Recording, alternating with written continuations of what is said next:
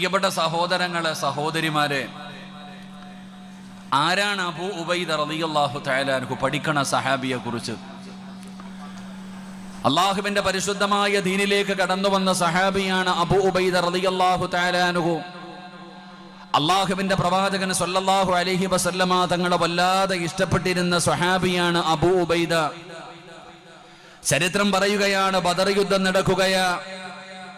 ബദർ യുദ്ധം നടക്കുന്ന രണാങ്കണത്തിൽ എല്ലാവരും യുദ്ധം ചെയ്തുകൊണ്ടിരിക്കുമ്പോൾ ശത്രുവിന്റെ മുമ്പിലേക്ക് ചാടി വീണുകൊണ്ട് വല്ലാത്ത പോരാട്ടങ്ങൾ നടത്തിക്കൊണ്ടിരിക്കുമ്പോ ഈ അബൂ ഉബൈദ എന്ന് പറയുന്ന ചെറുപ്പക്കാരൻ ഇങ്ങനെ ഒളിഞ്ഞു ഒളിഞ്ഞു നടക്കുകയാ.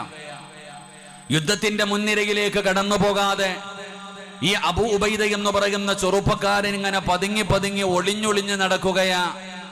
ഒളിഞ്ഞു നടക്കാനുള്ള കാരണം എന്താ?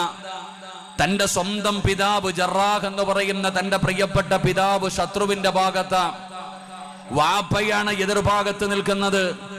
അതുകൊണ്ട് വാപ്പയുടെ മുമ്പിൽ ചെന്ന് കഴിഞ്ഞാൽ വാപ്പയുമായിട്ട് യുദ്ധം ചെയ്യേണ്ടി വരും.